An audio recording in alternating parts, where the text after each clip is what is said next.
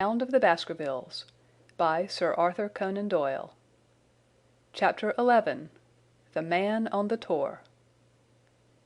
The extract from my private diary which forms the last chapter has brought my narrative up to the 18th of October, a time when these strange events began to move swiftly towards their terrible conclusion. The incidents of the next few days are indelibly graven upon my recollection, and I can tell them without reference to the notes made at the time. I start them from the day which succeeded that upon which I had established two facts of great importance: the one, that Mrs. Laura Lyons of Coombe Tracey had written to Sir Charles Baskerville, and made an appointment with him at the very place and hour that he met his death; the other, that the lurking man upon the moor was to be found among the stone huts upon the hillside.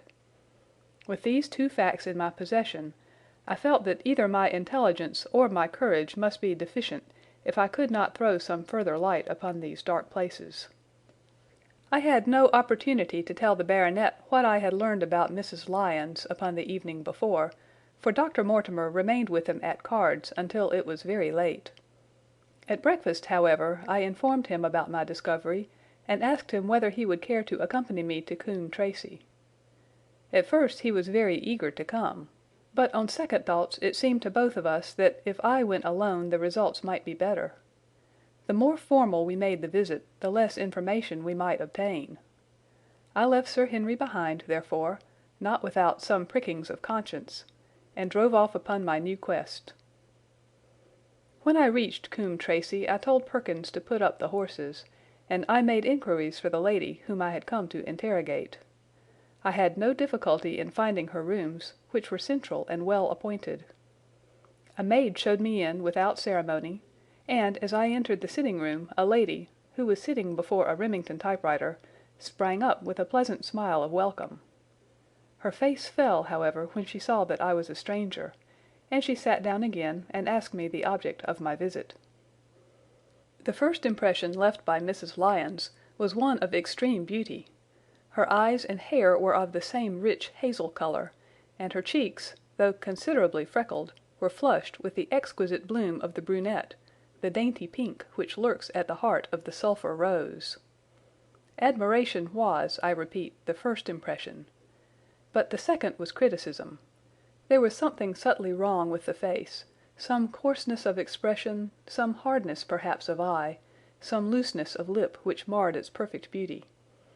But these, of course, are afterthoughts. At the moment I was simply conscious that I was in the presence of a very handsome woman, and that she was asking me the reasons for my visit. I had not quite understood until that instant how delicate my mission was. "I have the pleasure," said I, "of knowing your father." It was a clumsy introduction, and the lady made me feel it. "There is nothing in common between my father and me," she said.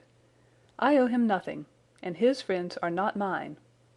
If it were not for the late Sir Charles Baskerville and some other kind hearts, I might have starved for all that my father cared." "It was about the late Sir Charles Baskerville that I have come here to see you." The freckles started out on the lady's face. "What can I tell you about him?" she asked, and her fingers played nervously over the stops of her typewriter. "You knew him, did you not?" "I have already said that I owe a great deal to his kindness. If I am able to support myself, it is largely due to the interest which he took in my unhappy situation." "Did you correspond with him?" The lady looked quickly up with an angry gleam in her hazel eyes. "What is the object of these questions?" she asked sharply. "The object is to avoid a public scandal. It is better that I should ask them here than that the matter should pass outside our control." She was silent, and her face was still very pale. At last she looked up with something reckless and defiant in her manner. "Well, I'll answer," she said. "What are your questions?" "Did you correspond with Sir Charles?" "I certainly wrote to him once or twice to acknowledge his delicacy and his generosity." "Have you the dates of those letters?" "No." "Have you ever met him?" "Yes, once or twice, when he came into Coombe Tracey. He was a very retiring man, and he preferred to do good by stealth." But if you saw him so seldom, and wrote so seldom, how did he know enough about your affairs to be able to help you, as you say that he has done?" She met my difficulty with the utmost readiness. There were several gentlemen who knew my sad history and united to help me. One was Mr. Stapleton, a neighbour and intimate friend of Sir Charles's. He was exceedingly kind, and it was through him that Sir Charles learned about my affairs. I knew already that Sir Charles Baskerville had made Stapleton his almoner upon several occasions, so the lady's statement bore the impress of truth upon it.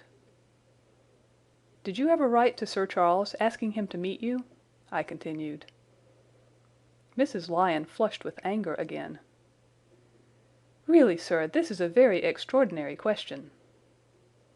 "I am sorry, madam, but I must repeat it." "Then I answer, certainly not." "Not on the very day of Sir Charles's death?" The flush had faded in an instant, and a deathly face was before me. Her dry lips could not speak the "no" which I saw rather than heard. "Surely your memory deceives you," said I. "I could even quote a passage of your letter. It ran, 'Please, please, as you are a gentleman, burn this letter and be at the gate by 10 o'clock.'" I thought that she had fainted, but she recovered herself by a supreme effort. "Is there no such thing as a gentleman?" she gasped. "You do Sir Charles an injustice. He did burn the letter. But sometimes a letter may be legible, even when burned. You acknowledge now that you wrote it?" "Yes, I did write it," she cried, pouring out her soul in a torrent of words. "I did write it. Why should I deny it? I have no reason to be ashamed of it. I wished him to help me. I believed that if I had an interview I could gain his help, so I asked him to meet me." "But why at such an hour?" "Because I had only just learned that he was going to London next day and might be away for months. There were reasons why I could not get there earlier." "But why a rendezvous in the garden instead of a visit to the house?" "Do you think a woman could go alone at that hour to a bachelor's house?" "Well, what happened when you did get there?" "I never went." "Mrs. Lyons!" "No, I swear it to you on all I hold sacred. I never went. Something intervened to prevent my going." "What was that?" "That is a private matter. I cannot tell it." "You acknowledge then that you made an appointment with Sir Charles at the very hour and place at which he met his death, but you deny that you kept the appointment." "That is the truth." Again and again I cross-questioned her, but I could never get past that point. "Mrs. Lyons," said I, as I rose from this long and inconclusive interview, "you are taking a very great responsibility and putting yourself in a very false position by not making an absolutely clean breast of all that you know. If I have to call in the aid of the police, you will find how seriously you are compromised. If your position is innocent, why did you in the first instance deny having written to Sir Charles upon that date?" "Because I feared that some false conclusion might be drawn from it, and that I might find myself involved in a scandal." "And why were you so pressing that Sir Charles should destroy your letter?" "If you have read the letter you will know." "I did not say that I had read all the letter." "You quoted some of it." "I quoted the postscript. The letter had, as I said, been burned, and it was not all legible.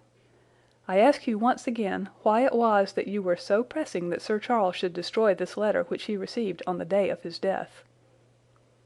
"The matter is a very private one." "The more reason why you should avoid a public investigation." "I will tell you then. If you have heard anything of my unhappy history, you will know that I made a rash marriage and had reason to regret it." "I have heard so much." "My life has been one incessant persecution from a husband whom I abhor. The law is upon his side, and every day I am faced by the possibility that he may force me to live with him. At the time that I wrote this letter to Sir Charles, I had learned that there was a prospect of my regaining my freedom if certain expenses could be met. It meant everything to me. Peace of mind, happiness, self-respect, everything. I knew Sir Charles's generosity, and I thought that if he heard the story from my own lips he would help me." "Then how is it that you did not go?" "Because I received help in the interval from another source." "Why, then, did you not write to Sir Charles and explain this?" "So I should have done had I not seen his death in the paper next morning." The woman's story hung coherently together, and all my questions were unable to shake it. I could only check it by finding if she had, indeed, instituted divorce proceedings against her husband at or about the time of the tragedy. It was unlikely that she would dare to say that she had not been to Baskerville Hall if she really had been, for a trap would be necessary to take her there, and could not have returned to Coombe Tracey until the early hours of the morning. Such an excursion could not be kept secret. The probability was, therefore, that she was telling the truth, or at least a part of the truth. I came away baffled and disheartened. Once again I had reached that dead wall which seemed to be built across every path by which I tried to get at the object of my mission. And yet the more I thought of the lady's face and of her manner, the more I felt that something was being held back from me. Why should she turn so pale? Why should she fight against every admission until it was forced from her? Why should she have been so reticent at the time of the tragedy? Surely the explanation of all this could not be as innocent as she would have me believe. For the moment I could proceed no farther in that direction, but must turn back to that other clue which was to be sought for among the stone huts upon the moor. And that was a most vague direction. I realized it as I drove back, and noted how hill after hill showed traces of the ancient people. Barrymore's only indication had been that the stranger lived in one of these abandoned huts, and many hundreds of them are scattered throughout the length and breadth of the moor. But I had my own experience for a guide, since it had shown me the man himself standing upon the summit of the Black Tor. That, then, should be the centre of my search. From there I should explore every hut upon the moor until I lighted upon the right one. If this man were inside it, I should find out from his own lips, at the point of my revolver if necessary, who he was and why he had dogged us so long. He might slip away from us in the crowd of Regent Street, but it would puzzle him to do so upon the lonely moor. On the other hand, if I should find the hut, and its tenant should not be within it, I must remain there, however long the vigil, until he returned. Holmes had missed him in London. It would indeed be a triumph for me if I could run him to earth where my master had failed. Luck had been against us again and again in this inquiry, but now at last it came to my aid, and the messenger of good fortune was none other than Mr. Frankland, who was standing, grey-whiskered and red-faced, outside the gate of his garden, which opened onto the high road along which I travelled. "Good day, Dr. Watson," cried he with unwonted good humour. "You must really give your horses a rest and come in to have a glass of wine and to congratulate me." My feelings toward him were very far from being friendly after what I had heard of his treatment of his daughter, but I was anxious to send Perkins and the wagonette home, and the opportunity was a good one. I alighted and sent a message to Sir Henry that I should walk over in time for dinner. Then I followed Frankland into his dining-room. "It is a great day for me, sir, one of the red-letter days of my life," he cried with many chuckles. "I have brought off a double event. I mean to teach them in these parts that law is law, and that there is a man here who does not fear to invoke it. I have established a right-of-way through the centre of old Middleton's Park, slap across it, sir, within 100 yards of his own front door. What do you think of that? We'll teach these magnates that they cannot ride roughshod over the rights of the commoners, confound them. And I've closed the wood where the Fernworthy folk used to picnic. These infernal people seem to think that there are no rights of property, and that they can swarm where they like with their papers and their bottles. Both cases decided, Dr. Watson, and both in my favour. I haven't had such a day since I had Sir John Morland for trespass because he shot in his own warren." "How on earth did you do that?" "Look it up in the books, sir. It will repay reading. Frankland v. Morland, Court of Queen's Bench. It cost me £200, but I got my verdict." "Did it do you any good?" "None, sir, none. I am proud to say that I had no interest in the matter. I act entirely from a sense of public duty. I have no doubt, for example, that the Fernworthy people will burn me in effigy tonight. I told the police last time they did it that they should stop these disgraceful exhibitions. The county constabulary is in a scandalous state, sir, and it has not afforded me the protection to which I am entitled.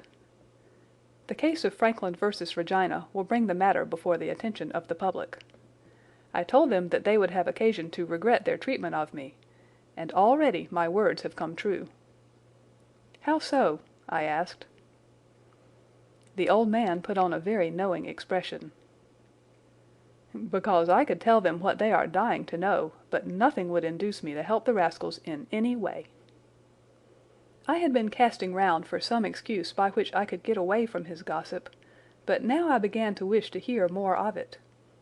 I had seen enough of the contrary nature of the old sinner to understand that any strong sign of interest would be the surest way to stop his confidences. "Some poaching case, no doubt," said I with an indifferent manner. "Ha ha, my boy, a very much more important matter than that. What about the convict on the moor?" I started. "You don't mean that you know where he is?" said I. "I may not know exactly where he is, but I am quite sure that I could help the police to lay their hands on him. Has it never struck you that the way to catch that man was to find out where he got his food, and so trace it to him?" He certainly seemed to be getting uncomfortably near the truth. "No doubt," said I. "But how do you know that he is anywhere upon the moor?" "I know it because I have seen with my own eyes the messenger who takes him his food." My heart sank for Barrymore. It was a serious thing to be in the power of this spiteful old busybody. But his next remark took a weight from my mind. "You'll be surprised to hear that his food is taken to him by a child. I see him every day through my telescope upon the roof. He passes along the same path at the same hour, and to whom should he be going except to the convict?" Here was luck indeed, and yet I suppressed all appearance of interest. A child! Barrymore had said that our unknown was supplied by a boy. It was on his track, and not upon the convict's, that Frankland had stumbled. If I could get his knowledge, it might save me a long and weary hunt. But incredulity and indifference were evidently my strongest cards. "I should say that it was much more likely that it was the son of one of the moorland shepherds taking out his father's dinner." The least appearance of opposition struck fire out of the old autocrat. His eyes looked malignantly at me, and his grey whiskers bristled like those of an angry cat. "Indeed, sir," said he, pointing out over the wide-stretching moor. "Do you see that black tor over yonder? Well, do you see the low hill beyond with the thorn bush upon it? It is the stoniest part of the whole moor. Is that a place where a shepherd would be likely to take his station? Your suggestion, sir, is a most absurd one." I meekly answered that I had spoken without knowing all the facts. My submission pleased him and led him to further confidences. "You may be sure, sir, that I have very good grounds before I come to an opinion.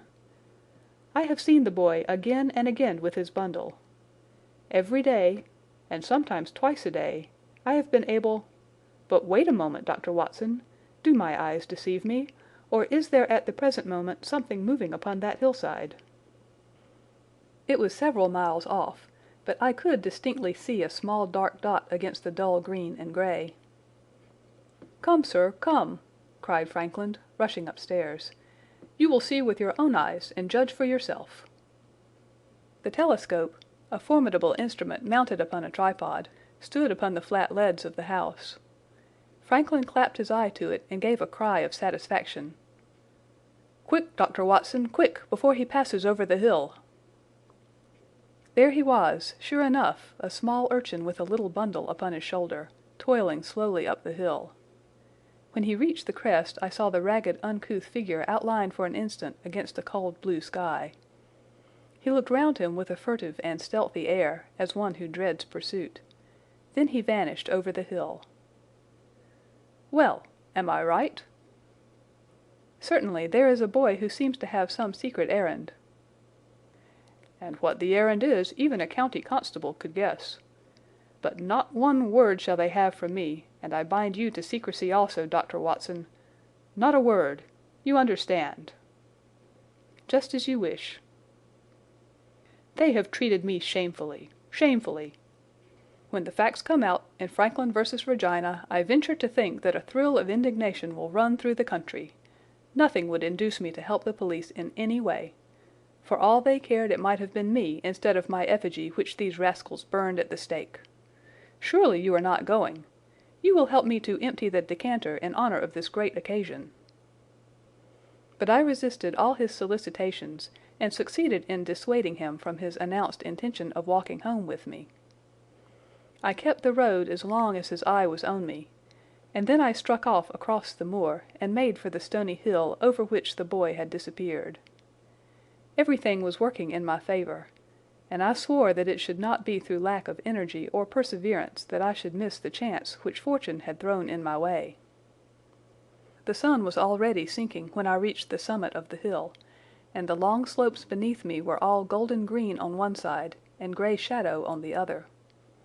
A haze lay low upon the farthest skyline, out of which jutted the fantastic shapes of Belliver and Vixen Tor. Over the wide expanse there was no sound and no movement. One great grey bird, a gull or curlew, soared aloft in the blue heaven.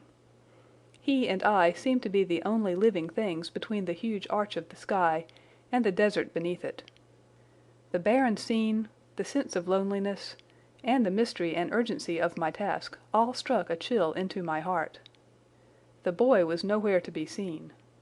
But down beneath me, in a cleft of the hills, there was a circle of the old stone huts, and in the middle of them there was one which retained sufficient roof to act as a screen against the weather.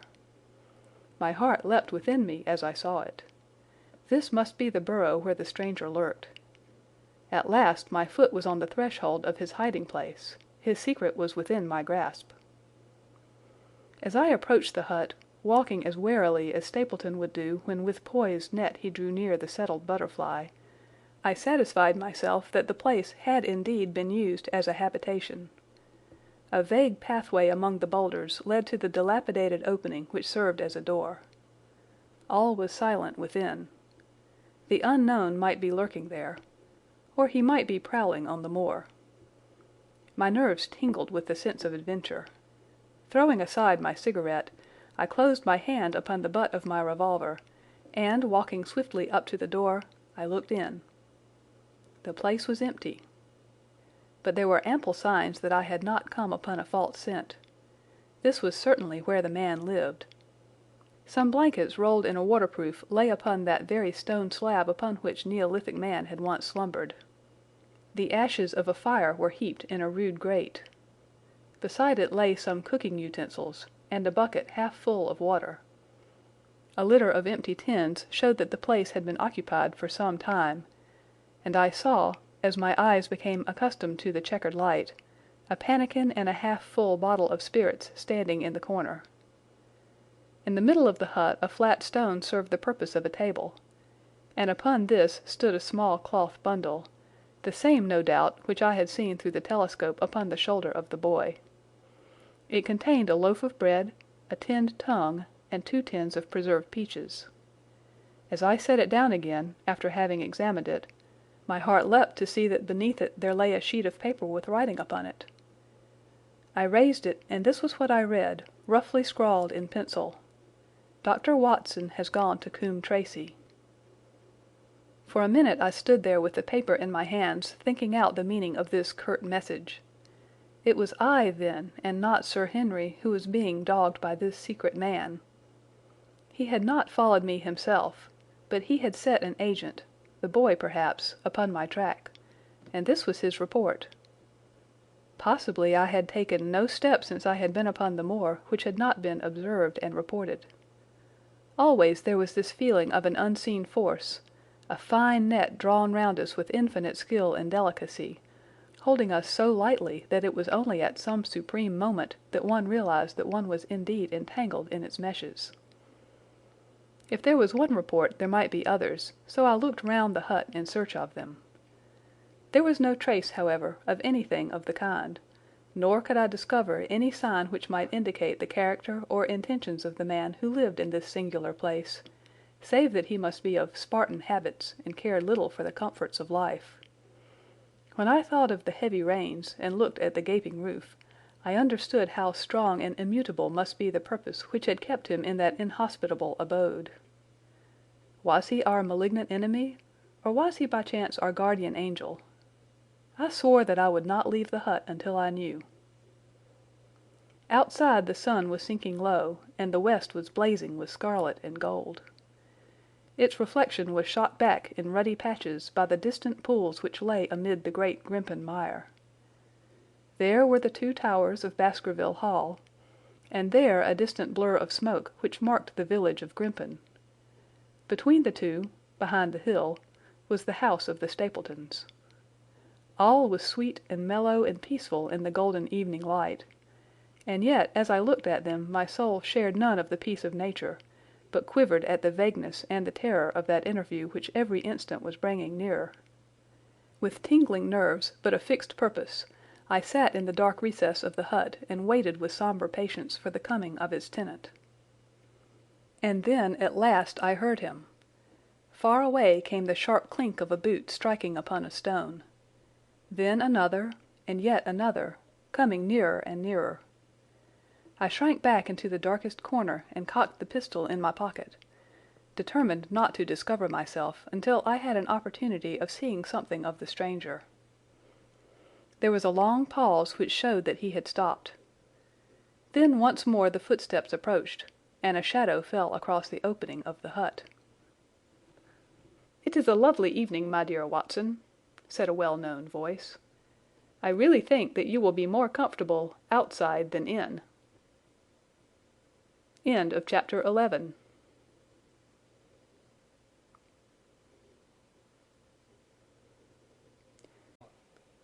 Chapter 12. Death on the Moor. For a moment or two I sat breathless, hardly able to believe my ears. Then my senses and my voice came back to me, while a crushing weight of responsibility seemed in an instant to be lifted from my soul. That cold, incisive, ironical voice could belong to but one man in all the world. "Holmes!" I cried. "Holmes!" "Come out," said he, "and please be careful with the revolver." I stooped under the rude lintel, and there he sat upon a stone outside, his grey eyes dancing with amusement as they fell upon my astonished features. He was thin and worn, but clear and alert, his keen face bronzed by the sun and roughened by the wind.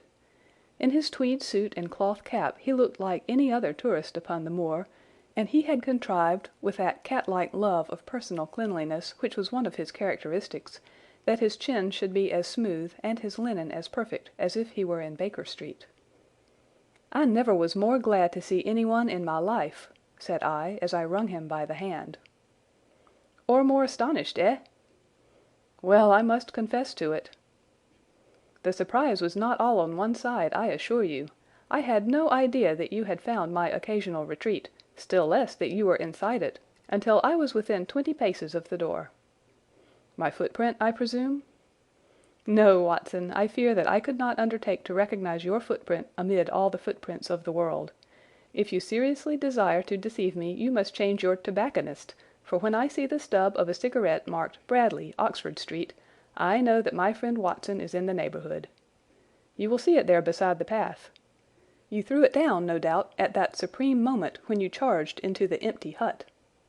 "Exactly." "I thought as much. And, knowing your admirable tenacity, I was convinced that you were sitting in ambush, a weapon within reach, waiting for the tenant to return. So you actually thought that I was the criminal?" "I did not know who you were, but I was determined to find out." "Excellent, Watson! And how did you localize me? You saw me, perhaps, on the night of the convict hunt, when I was so imprudent as to allow the moon to rise behind me?" "Yes, I saw you then." "And have no doubt searched all the huts until you came to this one?"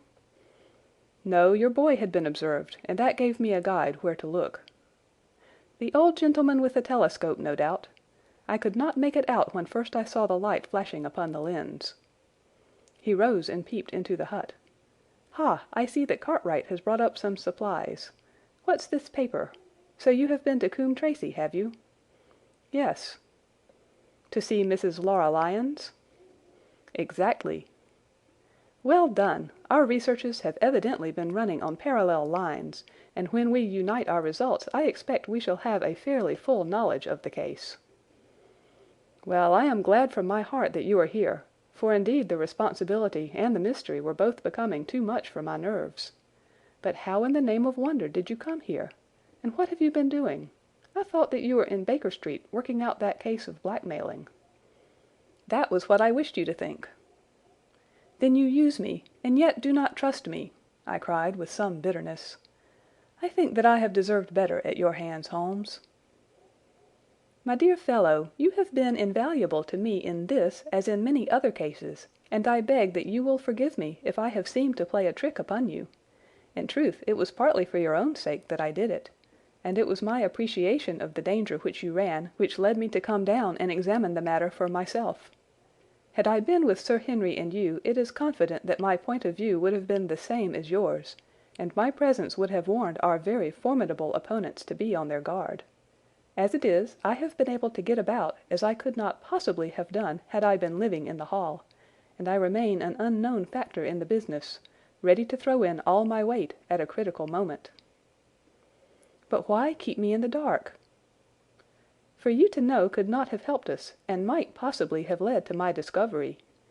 You would have wished to tell me something, or in your kindness you would have brought me out some comfort or other, and so an unnecessary risk would be run.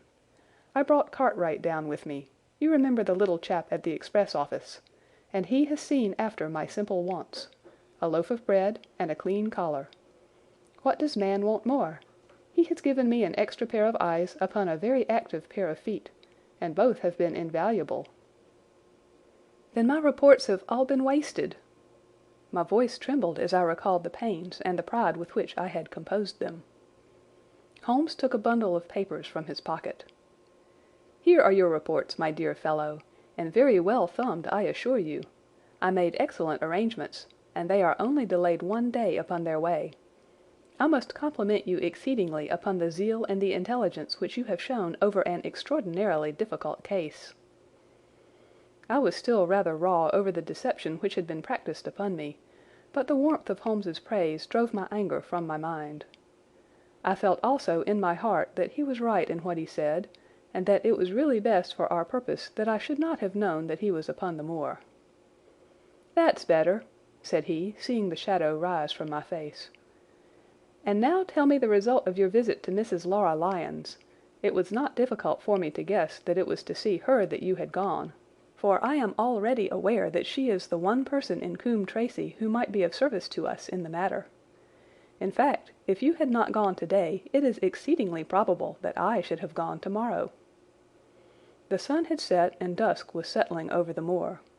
The air had turned chill, and we withdrew into the hut for warmth.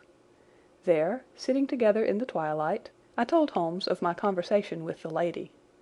So interested was he that I had to repeat some of it twice before he was satisfied. "This is most important," said he when I had concluded. "It fills up a gap which I had been unable to bridge in this most complex affair. You are aware, perhaps, that a close intimacy exists between this lady and the man Stapleton?" "I did not know of a close intimacy." "There can be no doubt about the matter. They meet, they write, there is a complete understanding between them. Now this puts a very powerful weapon into our hands. If I could only use it to detach his wife—" "His wife!" "I am giving you some information now in return for all that you have given me. The lady who has passed here as Miss Stapleton is in reality his wife." "Good heavens, Holmes! Are you sure of what you say? How could he have permitted Sir Henry to fall in love with her?" "Sir Henry's falling in love could do no harm to anyone except Sir Henry. He took particular care that Sir Henry did not make love to her, as you have yourself observed. I repeat that the lady is his wife, and not his sister." "But why this elaborate deception?" "Because he foresaw that she would be very much more useful to him in the character of a free woman." All my unspoken instincts, my vague suspicions, suddenly took shape and centered upon the naturalist.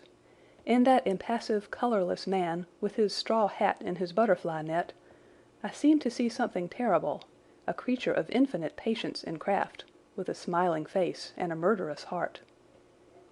It is he, then, who is our enemy? It is he who dogged us in London? So I read the riddle. And the warning, it must have come from her. Exactly. The shape of some monstrous villainy, half seen, half guessed, loomed through the darkness which had girt me so long. But are you sure of this, Holmes? How do you know that the woman is his wife? Because he so far forgot himself as to tell you a true piece of autobiography upon the occasion when he first met you, and I dare say he has many a time regretted it since. He was once a schoolmaster in the north of England. Now there is no one more easy to trace than a schoolmaster. There are scholastic agencies by which one may identify any man who has been in the profession. A little investigation showed me that a school had come to grief under atrocious circumstances, and that the man who had owned it—the name was different—had disappeared with his wife. The descriptions agreed. When I learned that the missing man was devoted to entomology, the identification was complete. The darkness was rising, but much was still hidden by the shadows. If this woman is in truth his wife, where does Mrs. Laura Lyons come in? I asked. That is one of the points upon which your own researches have shed a light. Your interview with the lady has cleared the situation very much. I did not know about a projected divorce between herself and her husband. In that case, regarding Stapleton as an unmarried man, she counted no doubt upon becoming his wife. And when she is undeceived? Why, then we may find the lady of service. It must be our first duty to see her, both of us, tomorrow. Don't you think, Watson, that you are away from your charge rather long? Your place should be at Baskerville Hall. The last red streaks had faded away in the west, and night had settled upon the moor. A few faint stars were gleaming in a violet sky. "One last question, Holmes," I said as I rose. "Surely there is no need of secrecy between you and me. What is the meaning of it all? What is he after?" Holmes's voice sank as he answered. "It is murder, Watson.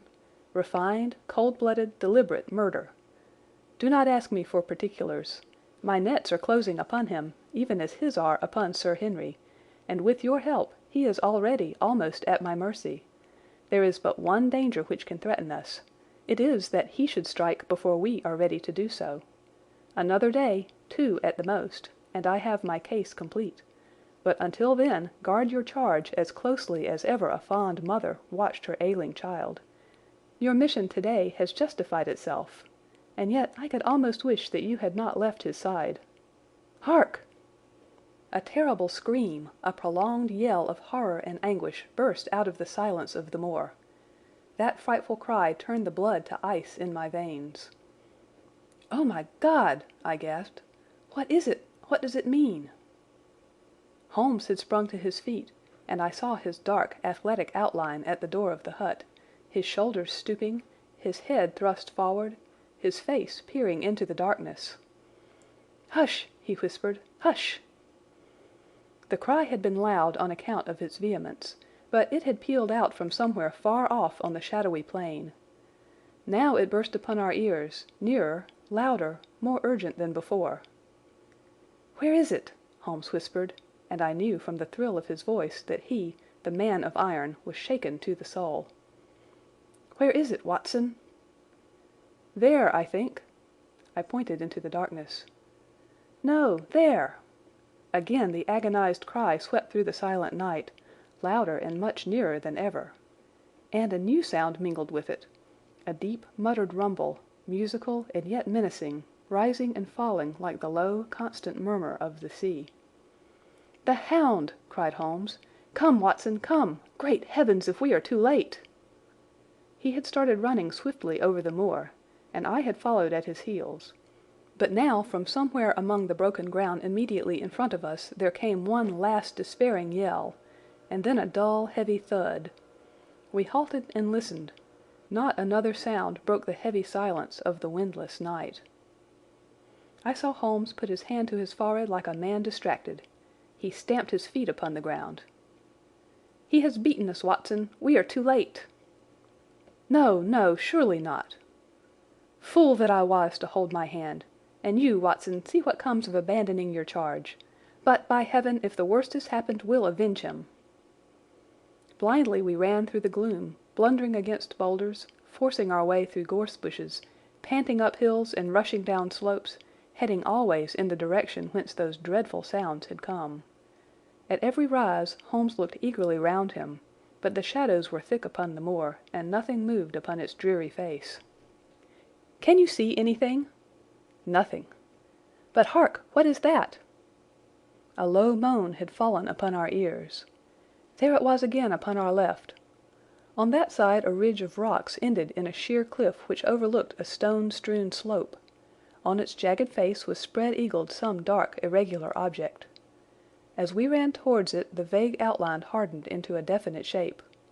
It was a prostrate man face downward upon the ground, the head doubled under him at a horrible angle, the shoulders rounded, and the body hunched together as if in the act of throwing a somersault. So grotesque was the attitude that I could not for the instant realize that that moan had been the passing of his soul. Not a whisper, not a rustle rose now from the dark figure over which we stooped. Holmes laid his hand upon him and held it up again with an exclamation of horror. The gleam of the match which he struck shone upon his clotted fingers and upon the ghastly pool which widened slowly from the crushed skull of the victim. And it shone upon something else which turned our hearts sick and faint within us, the body of Sir Henry Baskerville. There was no chance of either of us forgetting that peculiar ruddy tweed suit, the very one which he had worn on the first morning that we had seen him in Baker Street. We caught the one clear glimpse of it, and then the match flickered and went out, even as the hope had gone out of our souls. Holmes groaned, and his face glimmered white through the darkness. "The brute! The brute!" I cried with clenched hands. "Oh, Holmes, I shall never forgive myself for having left him to his fate." "I am more to blame than you, Watson. In order to have my case well rounded and complete, I have thrown away the life of my client. It is the greatest blow which has befallen me in my career. But how could I know that he would risk his life alone upon the moor in the face of all my warnings? That we should have heard his screams, my God, those screams, and yet have been unable to save him! Where is this brute of a hound which drove him to his death? It may be lurking among these rocks at this instant. And Stapleton, where is he? He shall answer for this deed." "He shall. I will see to that. Uncle and nephew have been murdered, the one frightened to death by the very sight of a beast which he thought to be supernatural, the other driven to his end in his wild flight to escape from it. But now we have to prove the connection between the man and the beast. Save from what we heard, we cannot even swear to the existence of the latter, since Sir Henry has evidently died from the fall. But, by heavens, cunning as he is, the fellow shall be in my power before another day is past." We stood with bitter hearts on either side of the mangled body, overwhelmed by this sudden and irrevocable disaster which had brought all our long and weary labours to so piteous an end. Then, as the moon rose, we climbed to the top of the rocks over which our poor friend had fallen, and from the summit we gazed out over the shadowy moor, half silver and half gloom. Far away, miles off, in the direction of Grimpen, a single steady yellow light was shining. It could only come from the lonely abode of the Stapletons. With a bitter curse I shook my fist at it as I gazed. Why should we not seize him at once? Our case is not complete. The fellow is wary and cunning to the last degree. It is not what we know, but what we can prove. If we make one false move, the villain may escape us yet. What can we do? There will be plenty for us to do tomorrow. Tonight we can only perform the last offices to our poor friend.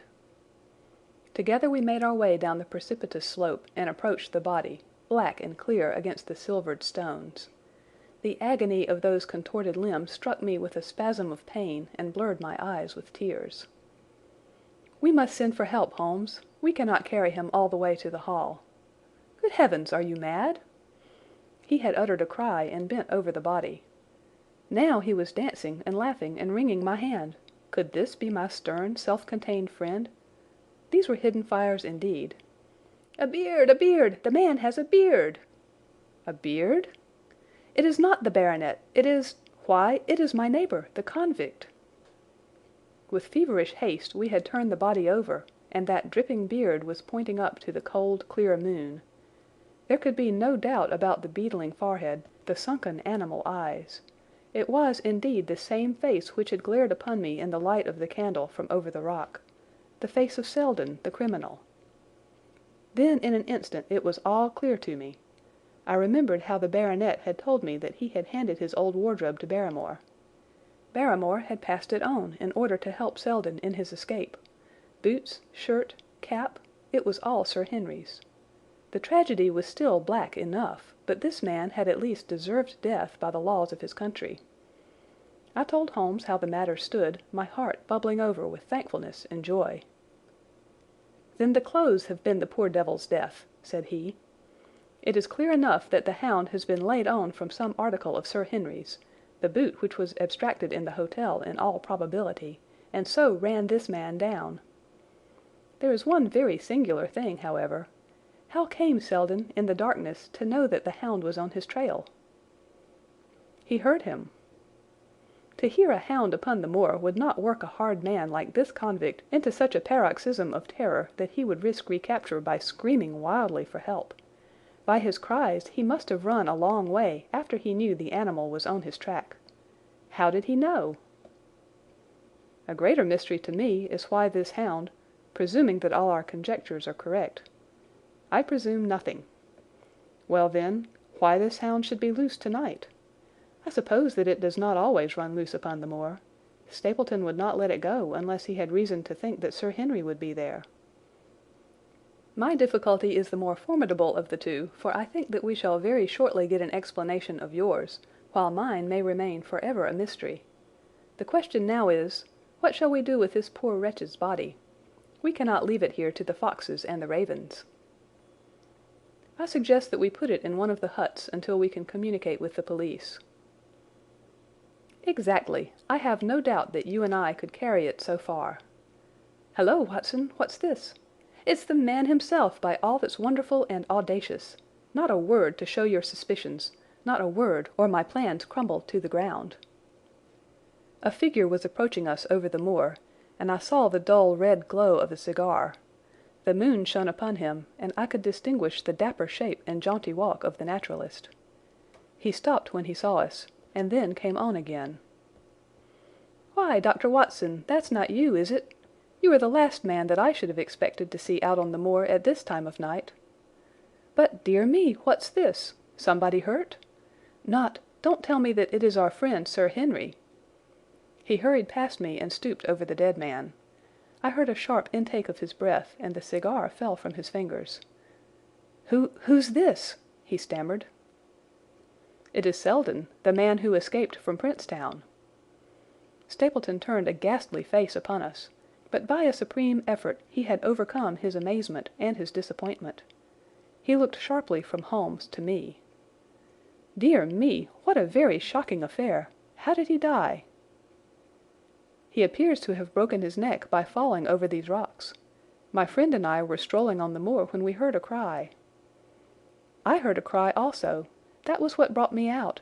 I was uneasy about Sir Henry." "Why about Sir Henry in particular?" I could not help asking.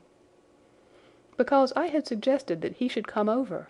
When he did not come I was surprised, and I naturally became alarmed for his safety when I heard cries upon the moor. By the way," his eyes darted again from my face to Holmes's, "did you hear anything else besides a cry?" "No," said Holmes. "Did you?" "No." "What do you mean, then?" "Oh, you know the stories that the peasants tell about a phantom hound, and so on. It is said to be heard at night upon the moor. I was wondering if there were any evidence of such a sound tonight." "We heard nothing of the kind," said I. "And what is your theory of this poor fellow's death?" "I have no doubt that anxiety and exposure have driven him off his head. He has rushed about the moor in a crazy state, and eventually fallen over here and broken his neck." "That seems the most reasonable theory," said Stapleton, and he gave a sigh which I took to indicate his relief. "What do you think about it, Mr. Sherlock Holmes?" My friend bowed his compliments. "You are quick at identification," said he. "We have been expecting you in these parts since Dr. Watson came down. You are in time to see a tragedy." "Yes, indeed. I have no doubt that my friend's explanation will cover the facts. I will take an unpleasant remembrance back to London with me tomorrow." "Oh, you return tomorrow?" "That is my intention." "I hope your visit has cast some light upon those occurrences which have puzzled us." Holmes shrugged his shoulders. "One cannot always have the success for which one hopes. An investigator needs facts and not legends or rumours. It has not been a satisfactory case." My friend spoke in his frankest and most unconcerned manner. Stapleton still looked hard at him. Then he turned to me. "I would suggest carrying this poor fellow to my house, but it would give my sister such a fright that I do not feel justified in doing it. I think that if we put something over his face he will be safe until morning."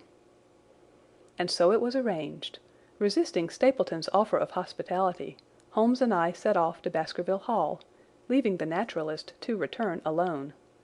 Looking back, we saw the figure moving slowly away over the broad moor, and behind him that one black smudge on the silvered slope which showed where the man was lying who had come so horribly to his end. End of chapter 12.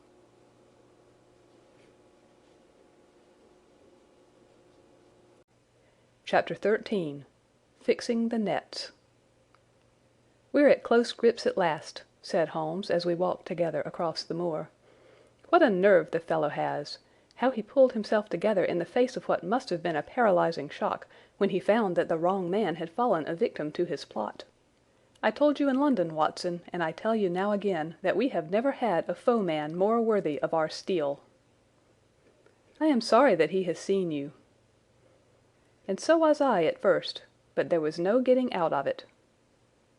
"What effect do you think it will have upon his plans, now that he knows you are here?" "It may cause him to be more cautious, or it may drive him to desperate measures at once. Like most clever criminals, he may be too confident in his own cleverness and imagine that he has completely deceived us." "Why should we not arrest him at once?" "My dear Watson, you were born to be a man of action.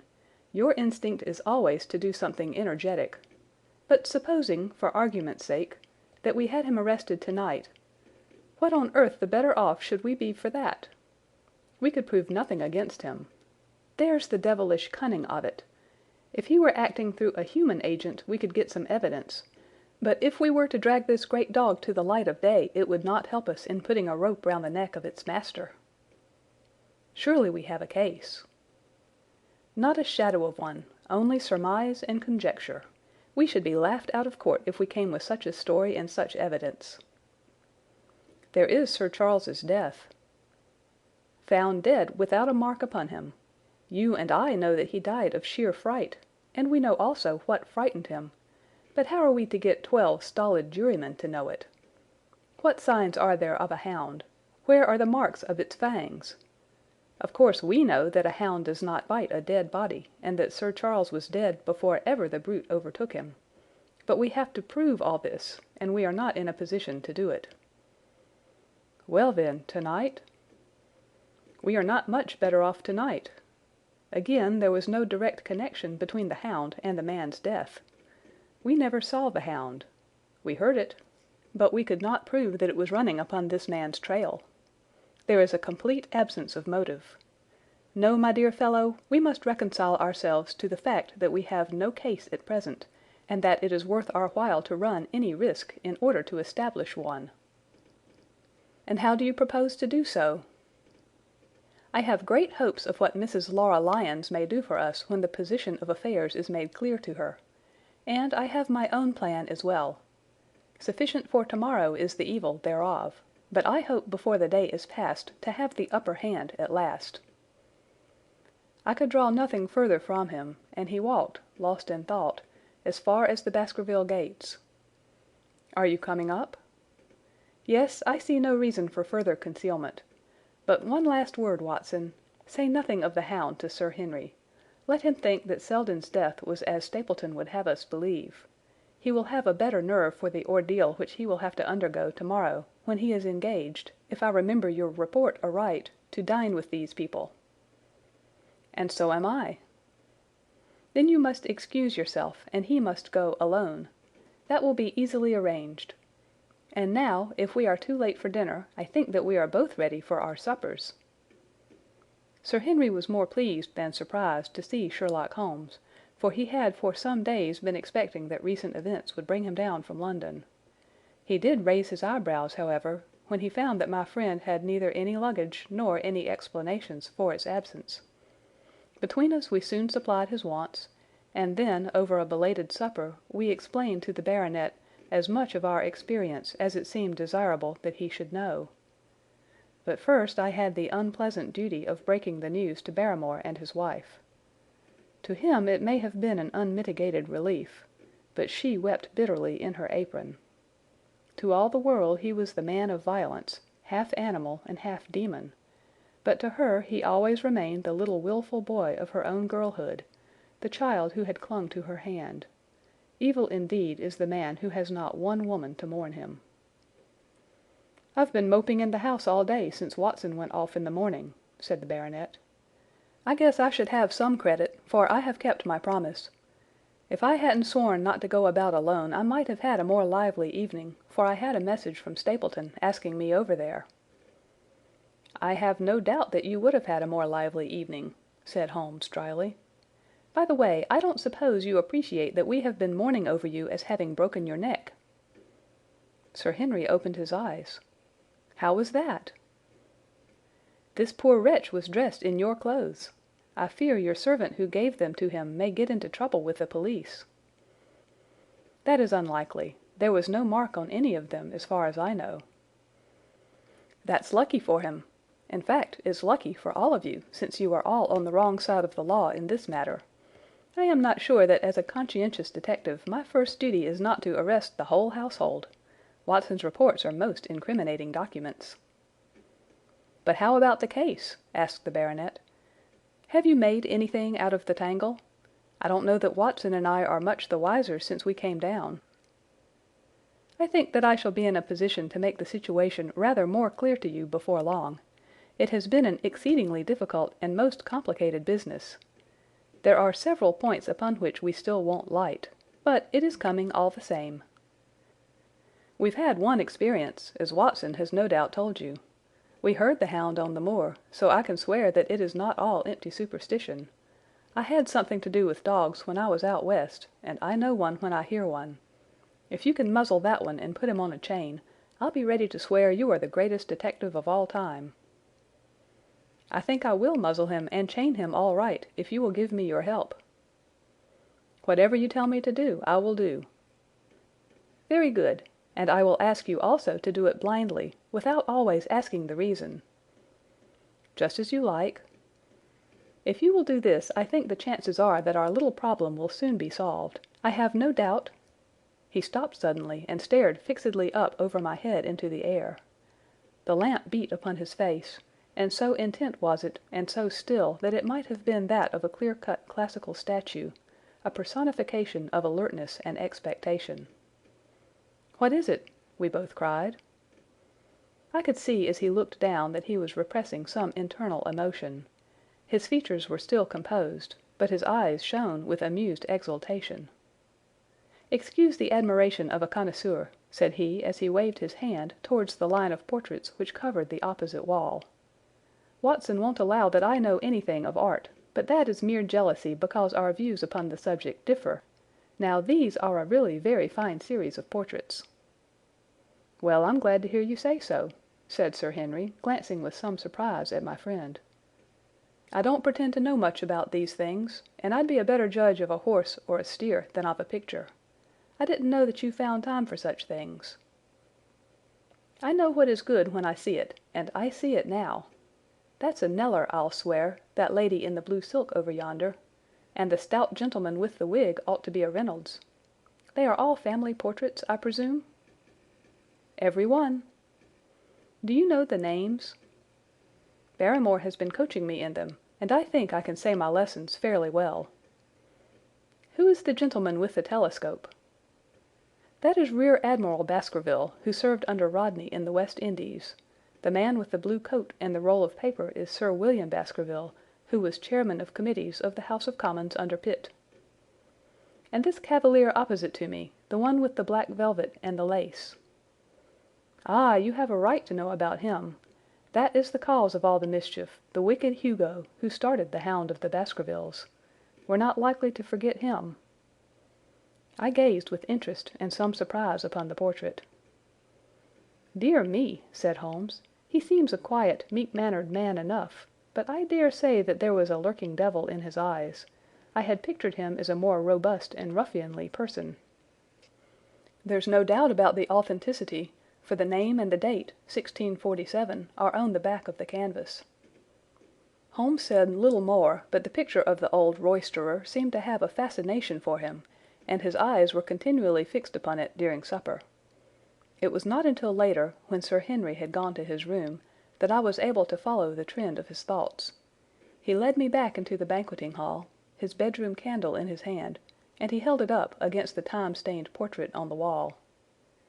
"Do you see anything there?" I looked at the broad plumed hat, the curling love locks, the white lace collar, and the straight, severe face which was framed between them. It was not a brutal countenance, but it was prim, hard, and stern, with a firm-set, thin-lipped mouth and a coldly intolerant eye. "Is it like anyone you know?" "There is something of Sir Henry about the jaw." "Just a suggestion, perhaps. But wait an instant." He stood upon a chair, and holding up the light in his left hand, he curved his right arm over the broad hat and round the long ringlets. "Good heavens!" I cried in amazement.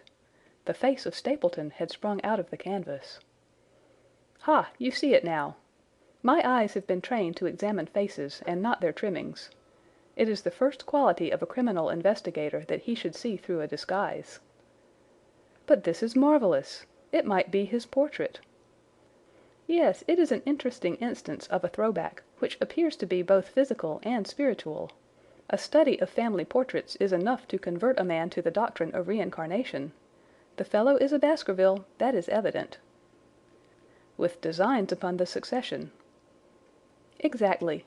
This chance of the picture has supplied us with one of our most obvious missing links. We have him, Watson, we have him, and I dare swear that before tomorrow night he will be fluttering in our net as helpless as one of his own butterflies. A pen, a cork, and a card, and we add him to the Baker Street collection." He burst into one of his rare fits of laughter as he turned away from the picture. I have not heard him laugh often, and it has always boded ill to somebody. I was up betimes in the morning, but Holmes was afoot earlier still, for I saw him as I dressed coming up the drive. "Yes, we should have a full day today," he remarked, and he rubbed his hands with the joy of action. "The nets are all in place, and the drag is about to begin. We'll know before the day is out whether we have caught our big, lean-jawed pike, or whether he has got through the meshes." "Have you been on the moor already?" "I have sent a report from Grimpen to Princetown as to the death of Selden. I think I can promise that none of you will be troubled in the matter. And I have also communicated with my faithful Cartwright, who would certainly have pined away at the door of my hut, as a dog does at his master's grave, if I had not set his mind at rest about my safety." "What is the next move?" "To see Sir Henry. Ah, here he is." "Good morning, Holmes," said the baronet. "You look like a general who is planning a battle with his chief of the staff." "That is the exact situation. Watson was asking for orders." "And so do I." "Very good.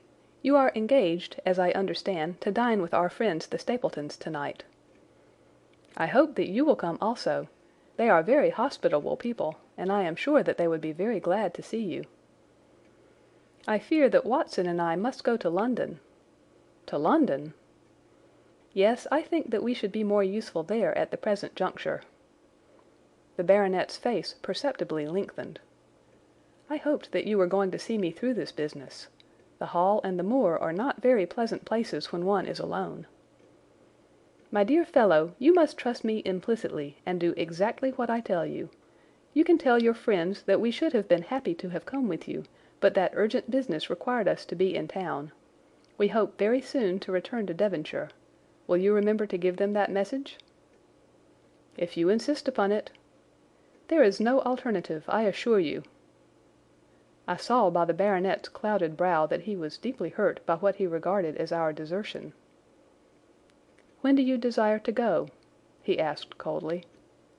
"Immediately after breakfast. We will drive into Coombe Tracey, but Watson will leave his things as a pledge that he will come back to you. Watson, you will send a note to Stapleton to tell him that you regret that you cannot come." "I have a good mind to go to London with you," said the baronet. "Why should I stay here alone?" "Because it is your post of duty. Because you gave me your word that you would do as you were told, and I tell you to stay." "All right, then, I'll stay."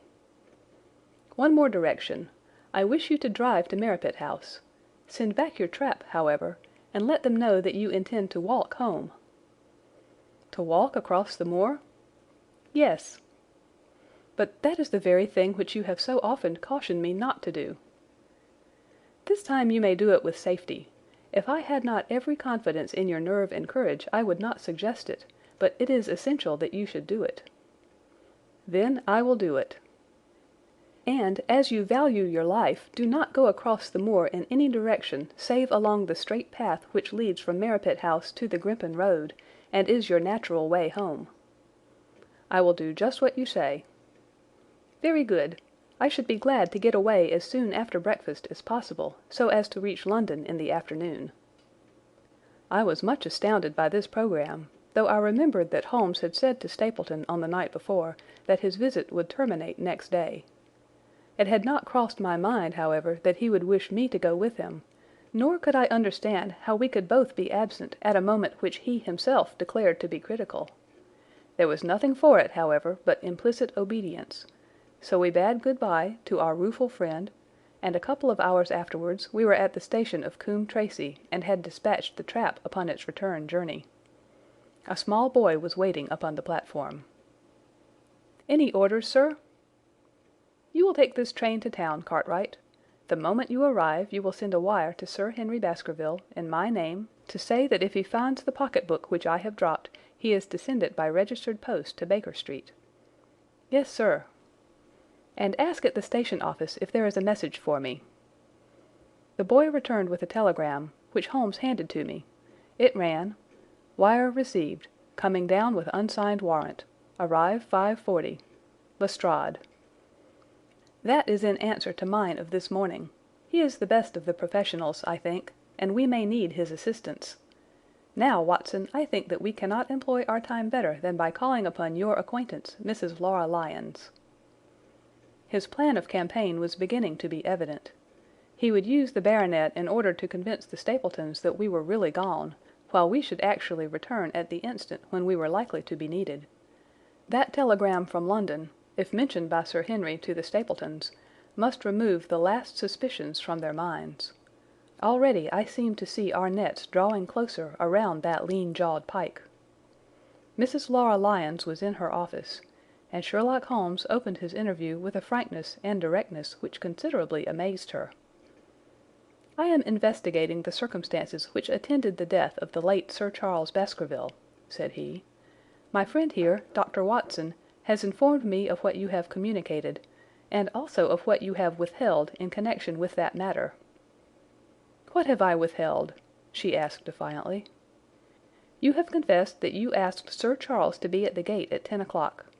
We know that that was the place and hour of his death. You have withheld what the connection is between these events." "There is no connection." "In that case the coincidence must indeed be an extraordinary one. But I think that we shall succeed in establishing a connection, after all. I wish to be perfectly frank with you, Mrs. Lyons. We regard this case as one of murder, and the evidence may implicate not only your friend Mr. Stapleton, but his wife as well." The lady sprang from her chair. "His wife!" she cried. "The fact is no longer a secret. The person who has passed for his sister is really his wife." Mrs. Lyons had resumed her seat. Her hands were grasping the arms of her chair, and I saw that the pink nails had turned white with the pressure of her grip. "His wife!" she said again. "His wife! He is not a married man." Sherlock Holmes shrugged his shoulders. "Prove it to me. Prove it to me. And if you can do so—" The fierce flash of her eyes said more than any words. "I have come prepared to do so," said Holmes, drawing several papers from his pocket. "Here is a photograph of the couple taken in York 4 years ago. It is endorsed Mr. and Mrs. Vandeleur, but you will have no difficulty in recognizing him, and her also, if you know her by sight. Here are 3 written descriptions by trustworthy witnesses of Mr. and Mrs. Vandeleur, who at that time kept St. Oliver's private school. Read them and see if you can doubt the identity of these people." She glanced at them and then looked up at us with the set, rigid face of a desperate woman. "Mr. Holmes," she said, "this man had offered me marriage on condition that I could get a divorce from my husband. He has lied to me, the villain, in every conceivable way. Not one word of truth has he ever told me. And why? Why? I imagined that all was for my own sake. But now I see that I was never anything but a tool in his hands. Why should I preserve faith with him who never kept any with me? Why should I try to shield him from the consequences of his own wicked acts? Ask me what you like, and there is nothing which I shall hold back. One thing I swear to you, and that is that when I wrote the letter I never dreamed of any harm to the old gentleman, who had been my kindest friend." "I entirely believe you, madam," said Sherlock Holmes. "The recital of these events must be very painful to you, and perhaps it will make it easier if I tell you what occurred, and you can check me if I make any material mistake. The sending of this letter was suggested to you by Stapleton?" "He dictated it." "I presume that the reason he gave was that you would receive help from Sir Charles for the legal expenses connected with your divorce?" "Exactly." "And then, after you had sent the letter, he dissuaded you from keeping the appointment?" "He told me that it would hurt his self-respect that any other man should find the money for such an object, and that though he was a poor man himself, he would devote his last penny to removing the obstacles which divided us." "He appears to be a very consistent character. And then you heard nothing until you read the reports of the death in the paper?" "No." "And he made you swear to say nothing about your appointment with Sir Charles?" "He did. He said that the death was a very mysterious one, and that I should certainly be suspected if the facts came out. He frightened me into remaining silent." "Quite so. But you had your suspicions?" She hesitated and looked down. "I knew him," she said, "but if he had kept faith with me, I should always have done so with him." "I think that on the whole you have had a fortunate escape," said Sherlock Holmes. "You have had him in your power, and he knew it, and yet you are alive. You have been walking for some months very near to the edge of a precipice. We must wish you good morning now, Mrs. Lyons, and it is probable that you will very shortly hear from us again." "Our case becomes rounded off, and difficulty after difficulty thins away in front of us," said Holmes as we stood waiting for the arrival of the express from town. "I shall soon be in the position of being able to put into a single connected narrative one of the most singular and sensational crimes of modern times. Students of criminology will remember the analogous incidents in Godno in Little Russia in the year '66, and of course there are the Anderson murders in North Carolina, but this case possesses some features which are entirely its own. Even now we have no clear case against this very wily man, but I shall be very much surprised if it is not clear enough before we go to bed this night."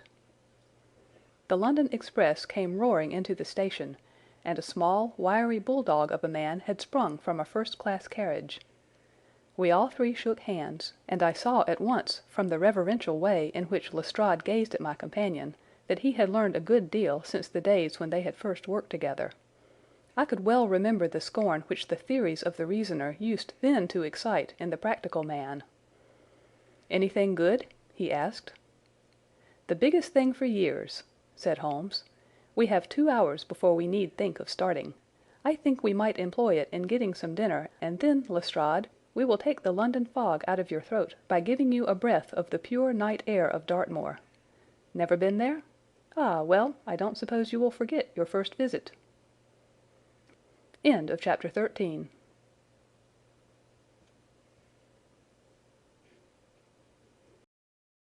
The Hound of the Baskervilles, by Sir Arthur Conan Doyle. Chapter 14. The Hound of the Baskervilles. One of Sherlock Holmes's defects, if indeed one may call it a defect, was that he was exceedingly loath to communicate his full plans to any other person until the instant of their fulfilment. Partly it came, no doubt, from his own masterful nature, which loved to dominate and surprise those who were around him. Partly also from his professional caution, which urged him never to take any chances. The result, however, was very trying for those who were acting as his agents and assistants. I had often suffered under it, but never more so than during that long drive in the darkness. The great ordeal was in front of us. At last we were about to make our final effort, and yet Holmes had said nothing, and I could only surmise what his course of action would be. My nerves thrilled with anticipation when at last the cold wind upon our faces and the dark, void spaces on either side of the narrow road told me that we were back upon the moor once again. Every stride of the horses and every turn of the wheels was taking us nearer to our supreme adventure. Our conversation was hampered by the presence of the driver of the hired wagonette, so that we were forced to talk of trivial matters when our nerves were tense with emotion and anticipation. It was a relief to me, after that unnatural restraint, when we at last passed Franklin's house and knew that we were drawing near to the hall and to the scene of action. We did not drive up to the door, but got down near the gate of the avenue. The wagonette was paid off and ordered to return to Coombe Tracey forthwith, while we started to walk to Merripit House. "Are you armed, Lestrade?" The little detective smiled. "As long as I have my trousers, I have a hip pocket, and as long as I have my hip pocket, I have something in it." "Good! My friend and I are also ready for emergencies." "You're mighty close about this affair, Mr. Holmes. What's the game now?" "A waiting game." "My word, it does not seem a very cheerful place," said the detective with a shiver, glancing round him at the gloomy slopes of the hill and at the huge lake of fog which lay over the Grimpen Mire. "I see the lights of a house ahead of us." "That is Merripit House and the end of our journey. I must request you to walk on tiptoe and not to talk above a whisper." We moved cautiously along the track as if we were bound for the house, but Holmes halted us when we were about 200 yards from it. "This will do," said he. "These rocks upon the right make an admirable screen." "We are to wait here?" "Yes, we shall make our little ambush here. Get into this hollow, Lestrade. You have been inside the house, have you not, Watson? Can you tell the position of the rooms? What are those latticed windows at this end?" "I think they are the kitchen windows." "And the one beyond, which shines so brightly?" "That is certainly the dining room." "The blinds are up. You know the lie of the land best. Creep forward quietly and see what they are doing, but for heaven's sake don't let them know that they are watched." I tiptoed down the path and stooped behind the low wall which surrounded the stunted orchard. Creeping in its shadow, I reached a point whence I could look straight through the uncurtained window. There were only two men in the room, Sir Henry and Stapleton. They sat with their profiles towards me on either side of the round table. Both of them were smoking cigars, and coffee and wine were in front of them. Stapleton was talking with animation, but the baronet looked pale and distrait. Perhaps the thought of that lonely walk across the ill-omened moor was weighing heavily upon his mind. As I watched them, Stapleton rose and left the room, while Sir Henry filled his glass again and leaned back in his chair, puffing at his cigar. I heard the creak of a door and the crisp sound of boots upon gravel. The steps passed along the path on the other side of the wall under which I crouched. Looking over, I saw the naturalist pause at the door of an outhouse in the corner of the orchard. A key turned in a lock, and as he passed in there was a curious scuffling noise from within. He was only a minute or so inside, and then I heard the key turn once more, and he passed me and re-entered the house. I saw him rejoin his guest, and I crept quietly back to where my companions were waiting to tell them what I had seen. "You say, Watson, that the lady is not there?" Holmes asked, when I had finished my report. "No." "Where can she be, then, since there is no light in any other room except the kitchen?" "I cannot think where she is." I have said that over the great Grimpen Mire there hung a dense white fog. It was drifting slowly in our direction, and banked itself up like a wall on that side of us, low but thick and well defined. The moon shone on it, and it looked like a great shimmering ice field, with the heads of the distant tors as rocks borne upon its surface. Holmes's face was turned towards it, and he muttered impatiently as he watched its sluggish drift. "It's moving towards us, Watson." "Is that serious?" "Very serious indeed. The one thing upon earth which could have disarranged my plans. He can't be very long now. It is already 10 o'clock. Our success, and even his life, may depend upon his coming out before the fog is over the path." The night was clear and fine above us. The stars shone cold and bright, while a half-moon bathed the whole scene in a soft, uncertain light. Before us lay the dark bulk of the house, its serrated roof and bristling chimneys hard outlined against the silver-spangled sky. Broad bars of golden light from the lower windows stretched across the orchard and the moor. One of them was suddenly shut off. The servants had left the kitchen. There only remained the lamp in the dining-room, where the two men, the murderous host and the unconscious guest, still chatted over their cigars. Every minute that white woolly plain which covered one half of the moor was drifting closer and closer to the house. Already the first thin wisps of it were curling across the golden square of the lighted window. The farther wall of the orchard was already invisible, and the trees were standing out of a swirl of white vapour. As we watched it, the fog wreaths came crawling round both corners of the house, and rolled slowly into one dense bank, on which the upper floor and the roof floated like a strange ship upon a shadowy sea. Holmes struck his hand passionately upon the rock in front of us, and stamped his feet in his impatience. "If he isn't out in a quarter of an hour, the path will be covered. In half an hour we won't be able to see our hands in front of us." "Shall we move farther back upon higher ground?" "Yes, I think it would be as well." So as the fog bank flowed onward we fell back before it until we were half a mile from the house, and still that dense white sea, with the moon silvering its upper edge, swept slowly and inexorably on. "We are going too far," said Holmes. "We dare not take the chance of his being overtaken before he can reach us. At all costs we must hold our ground where we are." He dropped on his knees and clapped his ear to the ground. "Thank God, I think that I hear him coming." A sound of quick steps broke the silence of the moor. Crouching among the stones, we stared intently at the silver-tipped bank in front of us. The steps grew louder, and through the fog, as through a curtain, there stepped the man whom we were awaiting. He looked round him in surprise as he emerged into the clear, starlit night. Then he came swiftly along the path, passed close to where we lay, and went on up the long slope behind us. As he walked, he glanced continually over either shoulder, like a man who is ill at ease. "Hist!" cried Holmes, and I heard the sharp click of a cocking pistol. "Look out! It's coming!" There was a thin, crisp, continuous patter from somewhere in the heart of that crawling bank.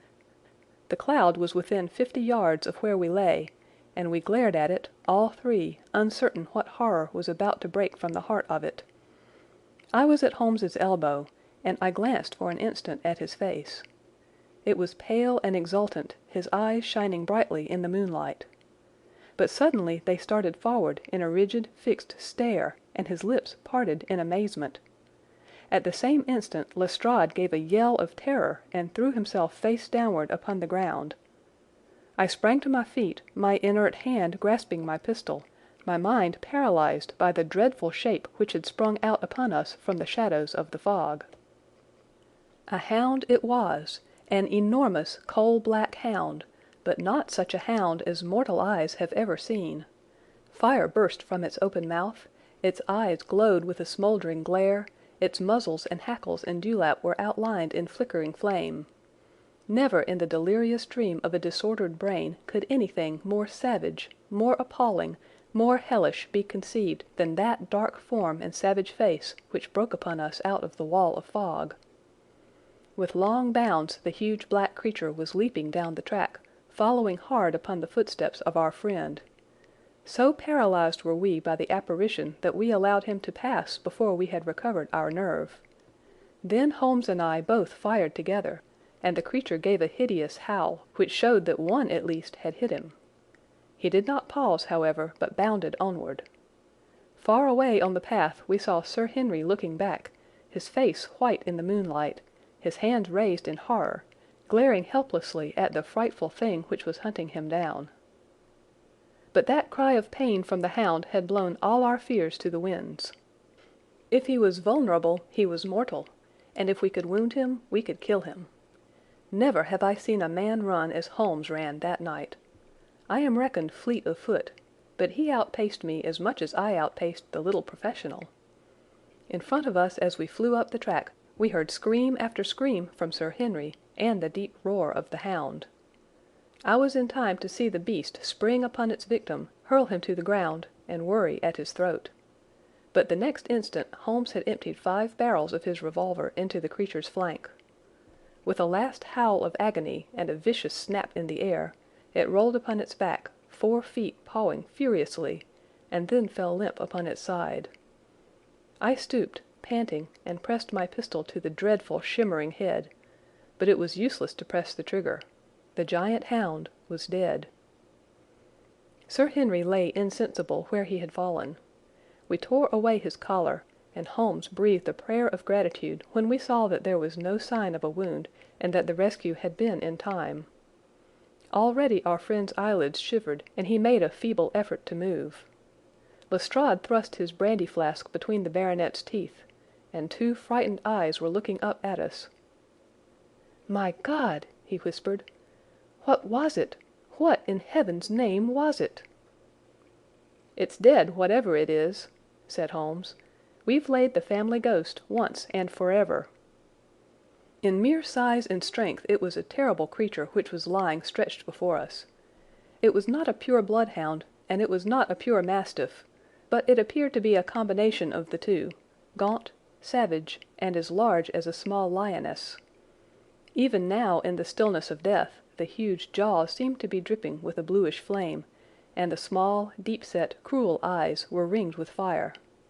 I placed my hand upon the glowing muzzle, and as I held them up my own fingers smouldered and gleamed in the darkness. "Phosphorus," I said. "A cunning preparation of it," said Holmes, sniffing at the dead animal. "There is no smell which might have interfered with his power of scent. We owe you a deep apology, Sir Henry, for having exposed you to this fright. I was prepared for a hound, but not for such a creature as this. And the fog gave us little time to receive him." "You have saved my life." "Having first endangered it. Are you strong enough to stand?" "Give me another mouthful of that brandy, and I shall be ready for anything. So! Now, if you will help me up. What do you propose to do?" "To leave you here. You are not fit for further adventures tonight. If you will wait, one or other of us will go back with you to the hall." He tried to stagger to his feet, but he was still ghastly pale and trembling in every limb. We helped him to a rock, where he sat shivering with his face buried in his hands. "We must leave you now," said Holmes. "The rest of our work must be done, and every moment is of importance. We have our case, and now we only want our man. It's 1,000 to 1 against our finding him at the house," he continued as we retraced our steps swiftly down the path. "Those shots must have told him that the game was up." "We were some distance off, and this fog may have deadened them." "He followed the hound to call him off, of that you may be certain. No, no, he's gone by this time. But we'll search the house and make sure." The front door was open, so we rushed in and hurried from room to room to the amazement of a doddering old manservant who met us in the passage. There was no light save in the dining-room, but Holmes caught up the lamp and left no corner of the house unexplored. No sign could we see of the man whom we were chasing. On the upper floor, however, one of the bedroom doors was locked. "There's someone in here," cried Lestrade. "I can hear a movement. Open this door!" A faint moaning and rustling came from within. Holmes struck the door just over the lock with the flat of his foot, and it flew open. Pistol in hand, we all three rushed into the room. But there was no sign within it of that desperate and defiant villain whom we expected to see. Instead, we were faced by an object so strange and so unexpected that we stood for a moment staring at it in amazement. The room had been fashioned into a small museum, and the walls were lined by a number of glass-topped cases full of that collection of butterflies and moths, the formation of which had been the relaxation of this complex and dangerous man. In the centre of this room there was an upright beam, which had been placed at some period as a support for the old worm-eaten balk of timber which spanned the roof. To this post a figure was tied, so swathed and muffled in the sheets which had been used to secure it, that one could not for the moment tell whether it was that of a man or a woman. One towel passed round the throat and was secured at the back of the pillar. Another covered the lower part of the face, and over it two dark eyes, eyes full of grief and shame and a dreadful questioning, stared back at us. In a minute we had torn off the gag, unswathed the bonds, and Mrs. Stapleton sank upon the floor in front of us. As her beautiful head fell upon her chest, I saw the clear red wheal of a whiplash across her neck. "The brute!" cried Holmes. "Here, Lestrade, your brandy bottle. Put her in the chair. She has fainted from ill usage and exhaustion." She opened her eyes again. "Is he safe?" she asked. "Has he escaped?" "He cannot escape us, madam." "No, no, I did not mean my husband. Sir Henry, is he safe?" "Yes." "And the hound?" "It is dead." She gave a long sigh of satisfaction. "Thank God! Thank God! Oh, this villain! See how he has treated me!" She shot her arms out from her sleeves, and we saw with horror that they were all mottled with bruises. "But this is nothing, nothing! It is my mind and soul that he has tortured and defiled. I could endure it all, ill usage, solitude, a life of deception, everything, as long as I could still cling to the hope that I had his love, but now I know that in this also I have been his dupe and his tool." She broke into passionate sobbing as she spoke. "You bear him no good will, madam," said Holmes. "Tell us then where we shall find him. If you have ever aided him in evil, help us now, and so atone." "There is but one place where he can have fled," she answered. "There is an old tin mine on an island in the heart of the mire. It was there that he kept his hound, and there also he had made preparations so that he might have a refuge. That is where he would fly." The fog bank lay like white wool against the window. Holmes held the lamp towards it. "See," said he, "no one could find his way into the Grimpen Mire tonight." She laughed and clapped her hands. Her eyes and teeth gleamed with fierce merriment. "He may find his way in, but never out," she cried. "How can he see the guiding wands tonight? We planted them together, he and I, to mark the pathway through the mire. Oh, if I could only have plucked them out today! Then, indeed, you would have had him at your mercy." It was evident to us that all pursuit was in vain until the fog had lifted. Meanwhile we left Lestrade in possession of the house, while Holmes and I went back with the baronet to Baskerville Hall. The story of the Stapletons could no longer be withheld from him, but he took the blow bravely when he learned the truth about the woman whom he had loved. But the shock of the night's adventures had shattered his nerves, and before morning he lay delirious in a high fever under the care of Dr. Mortimer. The two of them were destined to travel together round the world before Sir Henry had become once more the hale, hearty man that he had been before he became master of that ill-omened estate. And now I come rapidly to the conclusion of this singular narrative, in which I have tried to make the reader share those dark fears and vague surmises which clouded our lives so long, and ended in so tragic a manner. On the morning after the death of the hound the fog had lifted, and we were guided by Mrs. Stapleton to the point where they had found a pathway through the bog. It helped us to realize the horror of this woman's life when we saw the eagerness and joy with which she laid us on her husband's track. We left her standing upon the thin peninsula of firm, peaty soil which tapered out into the widespread bog. From the end of it a small wand planted here and there showed where the path zigzagged from tuft to tuft of rushes among those green-scummed pits and foul quagmires which barred the way to the stranger. Rank reeds and lush, slimy water plants sent an odor of decay and a heavy miasmatic vapor onto our faces, while a false step plunged us more than once thigh-deep into the dark, quivering mire, which shook for yards in soft undulations around our feet. Its tenacious grip plucked at our heels as we walked, and when we sank into it, it was as if some malignant hand was tugging us down into those obscene depths, so grim and purposeful was the clutch in which it held us. Once only we saw a trace that someone had passed that perilous way before us. From amid a tuft of cotton grass which bore it up out of the slime, some dark thing was projecting. Holmes sank to his waist as he stepped from the path to seize it, and had we not been there to drag him out, he could never have set his foot upon firm land again. He held an old black boot in the air. Myers, Toronto, was printed on the leather inside. "It is worth a mud bath," said he.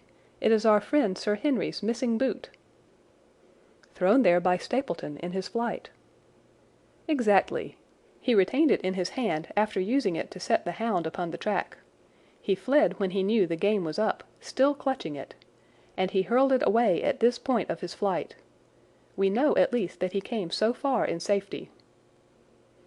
But more than that we were never destined to know, though there was much which we might surmise.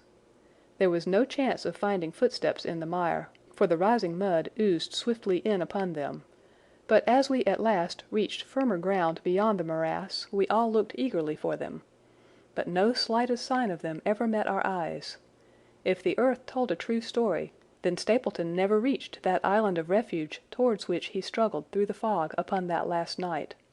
Somewhere in the heart of the great Grimpen mire, down in the foul slime of the huge morass which had sucked him in, this cold and cruel-hearted man is forever buried. Many traces we found of him in the bog-girt island where he had hid his savage ally. A huge driving wheel and a shaft half filled with rubbish showed the position of an abandoned mine.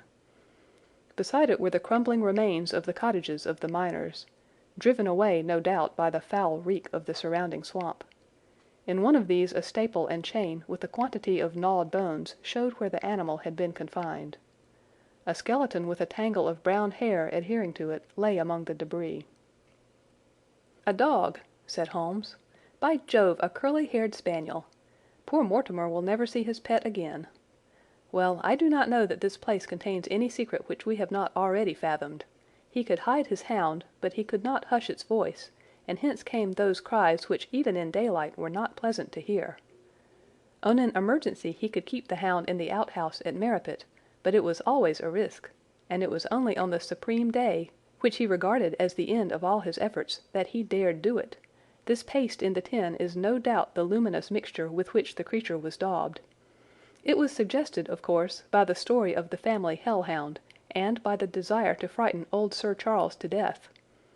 No wonder the poor devil of a convict ran and screamed, even as our friend did, and as we ourselves might have done, when he saw such a creature bounding through the darkness of the moor upon his track. It was a cunning device, for, apart from the chance of driving your victim to his death, what peasant would venture to inquire too closely into such a creature should he get sight of it, as many have done, upon the moor? I said it in London, Watson, and I say it now again, that never yet have we helped to hunt down a more dangerous man than he who is lying yonder. He swept his long arm towards the huge mottled expanse of green-splotched bog which stretched away until it merged into the russet slopes of the moor. End of Chapter 14.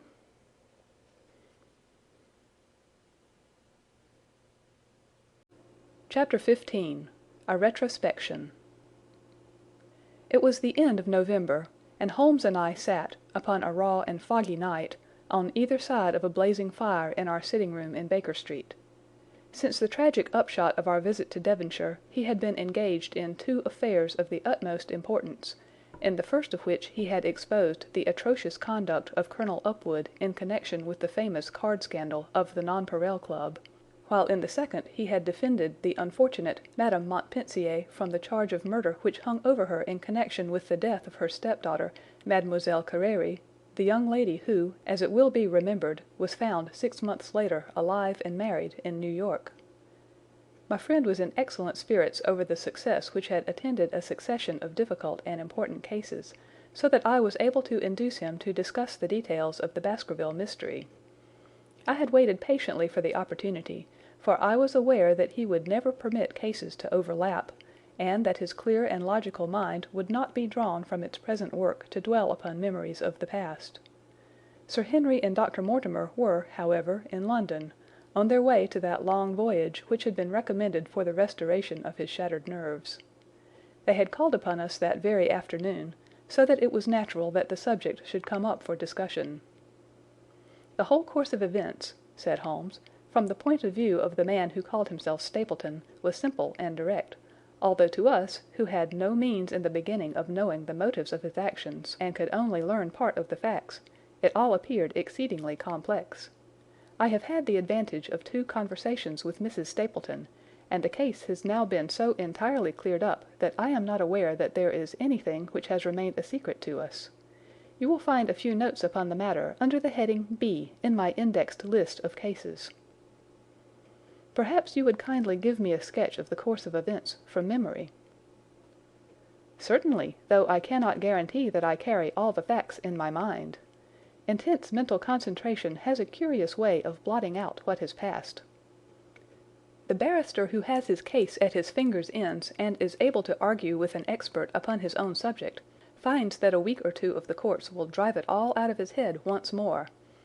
So each of my cases displaces the last, and Mademoiselle Carére has blurred my recollection of Baskerville Hall. Tomorrow some other little problem may be submitted to my notice which will in turn dispossess the fair French lady and the infamous Upwood. So far as the case of the Hound goes, however, I will give you the course of events as nearly as I can, and you will suggest anything which I may have forgotten. My inquiries show beyond all question that the family portrait did not lie, and that this fellow was indeed a Baskerville. He was a son of that Roger Baskerville, the younger brother of Sir Charles, who fled with a sinister reputation to South America, where he was said to have died unmarried. He did, as a matter of fact, marry, and had 1 child, this fellow, whose real name is the same as his father's. He married Beryl Garcia, one of the beauties of Costa Rica, and having purloined a considerable sum of public money, he changed his name to Vandeleur, and fled to England, where he established a school in the east of Yorkshire. His reason for attempting this special line of business was that he had struck up an acquaintance with a consumptive tutor upon the voyage home, and that he had used this man's ability to make the undertaking a success. Fraser, the tutor, died, however, and the school which had begun well sank from disrepute into infamy. The Vandeleurs found it convenient to change their name to Stapleton, and he brought the remains of his fortune, his schemes for the future, and his taste for entomology to the south of England. I learn at the British Museum that he was a recognized authority upon the subject, and that the name of Vandeleur has been permanently attached to a certain moth which he had, in his Yorkshire days, been the first to describe. We now come to that portion of his life which has proved to be of such intense interest to us. The fellow had evidently made inquiry and found that only 2 lives intervened between him and a valuable estate. When he went to Devonshire his plans were, I believe, exceedingly hazy, but that he meant mischief from the first is evident from the way in which he took his wife with him in the character of his sister. The idea of using her as a decoy was clearly already in his mind, though he may not have been certain how the details of his plot were to be arranged. He meant in the end to have the estate, and he was ready to use any tool or run any risk for that end.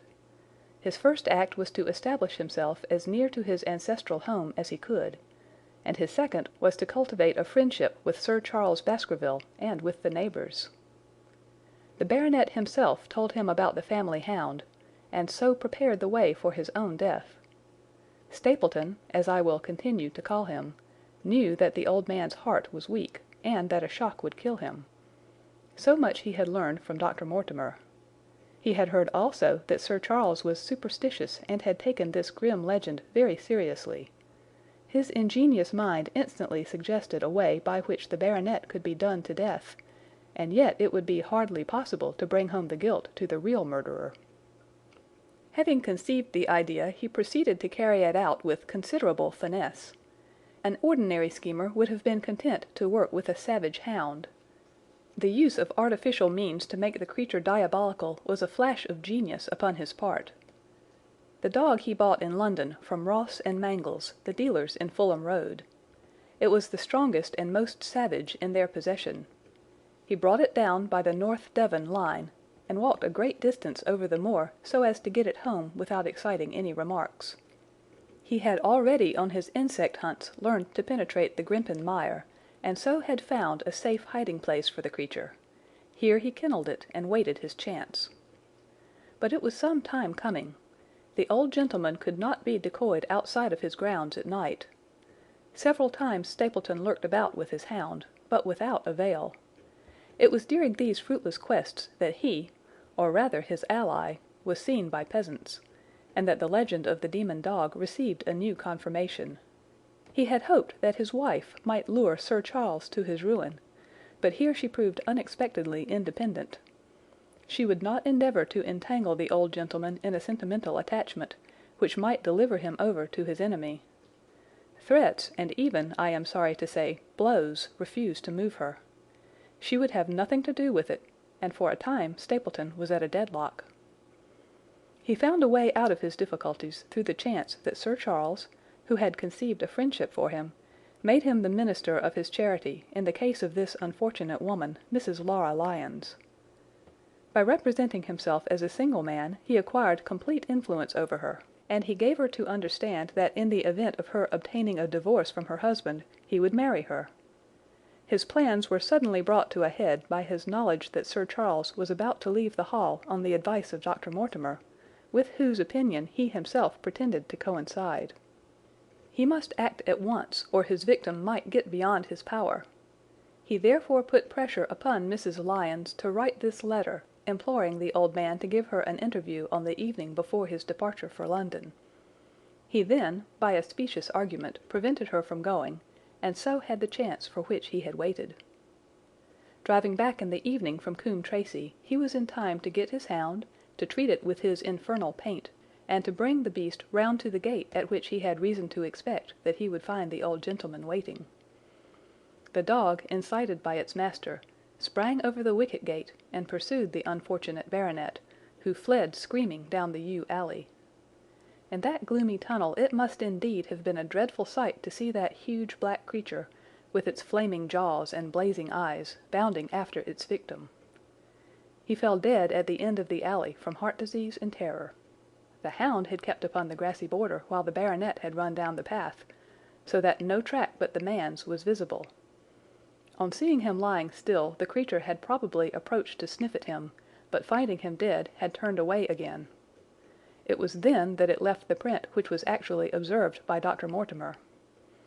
The hound was called off and hurried away to its lair in the Grimpen mire, and a mystery was left which puzzled the authorities, alarmed the countryside, and finally brought the case within the scope of our observation.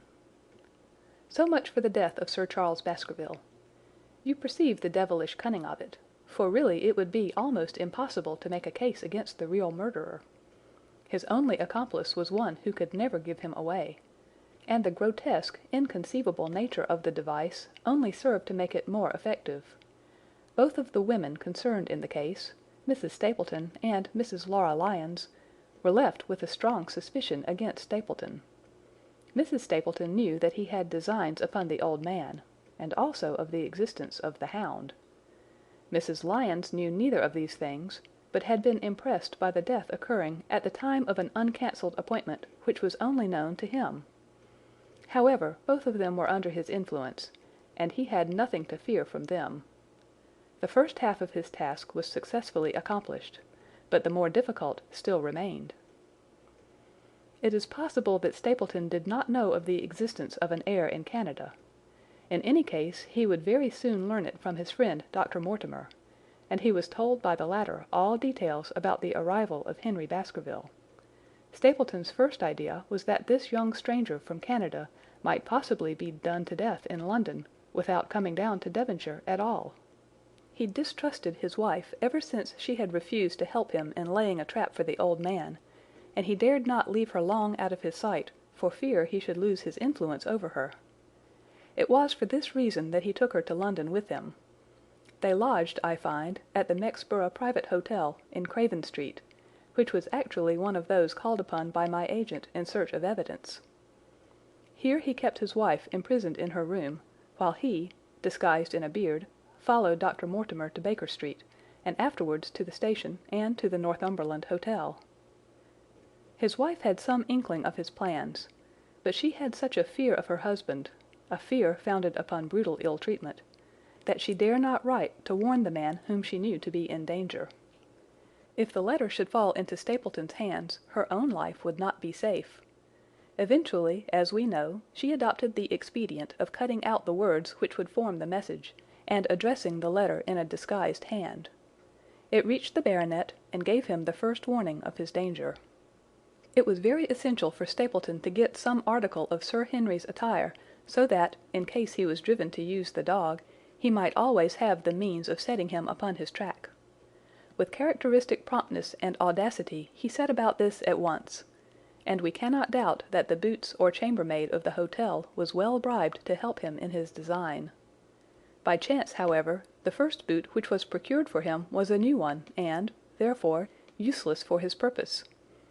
He then had it returned and obtained another, a most instructive incident, since it proved conclusively to my mind that we were dealing with a real hound, as no other supposition could explain this anxiety to obtain an old boot and this indifference to a new one.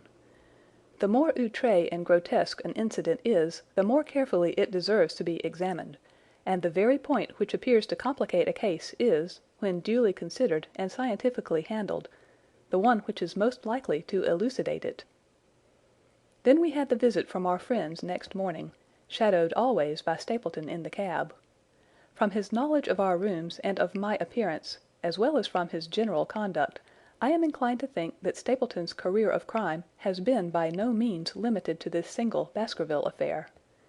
It is suggestive that during the last 3 years there have been 4 considerable burglaries in the West Country, for none of which was any criminal ever arrested. The last of these, at Folkestone Court in May, was remarkable for the cold-blooded pistoling of the page, who surprised the masked and solitary burglar. I cannot doubt that Stapleton recruited his waning resources in this fashion, and that for years he has been a desperate and dangerous man. We had an example of his readiness of resource that morning when he got away from us so successfully, and also of his audacity in sending back my own name to me through the cabman. From that moment he understood that I had taken over the case in London, and that therefore there was no chance for him there. He returned to Dartmoor and awaited the arrival of the baronet. "One moment," said I. "You have, no doubt, described the sequence of events correctly, but there is one point which you have left unexplained. What became of the hound when its master was in London?" "I have given some attention to this matter, and it is undoubtedly of importance. There can be no question that Stapleton had a confidant, though it is unlikely that he ever placed himself in his power by sharing all his plans with him. There was an old manservant at Merripit House, whose name was Anthony. His connection with the Stapletons can be traced for several years, as far back as the schoolmastering days, so that he must have been aware that his master and mistress were really husband and wife. This man has disappeared and has escaped from the country. It is suggestive that Anthony is not a common name in England, while Antonio is so in all Spanish or Spanish-American countries.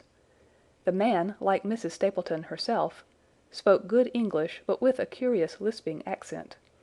I have myself seen this old man cross the Grimpen Mire by the path which Stapleton had marked out. It is very probable, therefore, that in the absence of his master it was he who cared for the hound, though he may never have known the purpose for which the beast was used. The Stapletons then went down to Devonshire, whither they were soon followed by Sir Henry and you. One word now as to how I stood myself at that time. It may possibly recur to your memory that when I examined the paper upon which the printed words were fastened, I made a close inspection for the watermark. In doing so, I held it within a few inches of my eyes, and was conscious of a faint smell of the scent known as white jessamine. There are 75 perfumes, which it is very necessary that a criminal expert should be able to distinguish from each other, and cases have more than once within my own experience depended upon their prompt recognition. The scent suggested the presence of a lady, and already my thoughts began to turn towards the Stapletons. Thus I had made certain of the Hound and had guessed at the criminal before ever we went to the west country. It was my game to watch Stapleton. It was evident, however, that I could not do this if I were with you, since he would be keenly on his guard. I deceived everybody, therefore, yourself included, and I came down secretly when I was supposed to be in London. My hardships were not so great as you imagined, though such trifling details must never interfere with the investigation of a case. I stayed for the most part at Coombe Tracey, and only used the hut upon the moor when it was necessary to be near the scene of action. Cartwright had come down with me, and in his disguise as a country boy he was of great assistance to me. I was dependent upon him for food and clean linen. When I was watching Stapleton, Cartwright was frequently watching you, so that I was able to keep my hand upon all the strings. I have already told you that your reports reached me rapidly, being forwarded instantly from Baker Street to Coombe Tracey.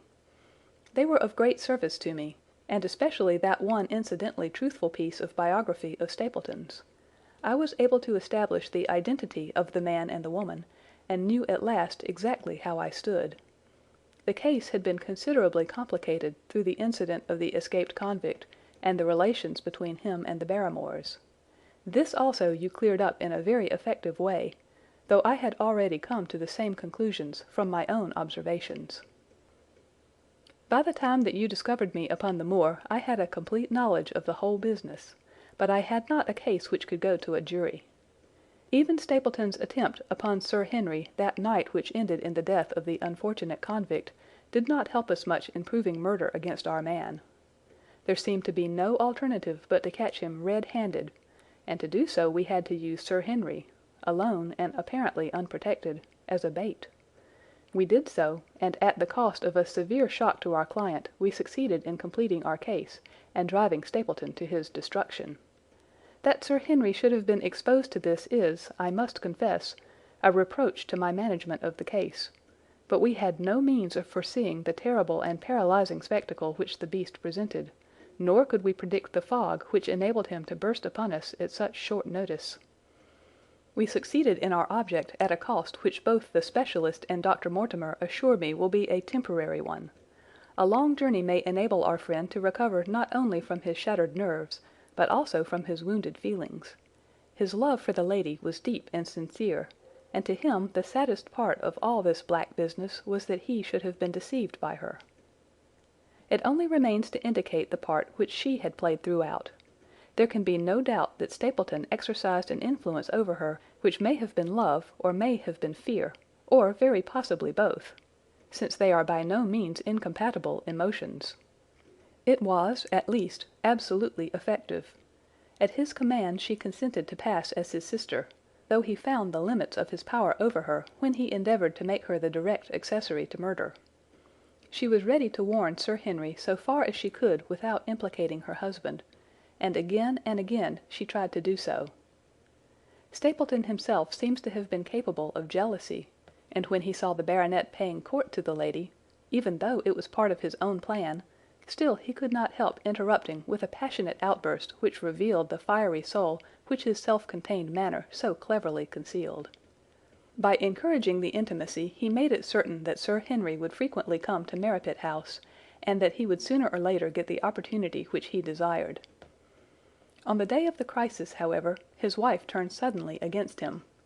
She had learned something of the death of the convict, and she knew that the Hound was being kept in the outhouse on the evening that Sir Henry was coming to dinner.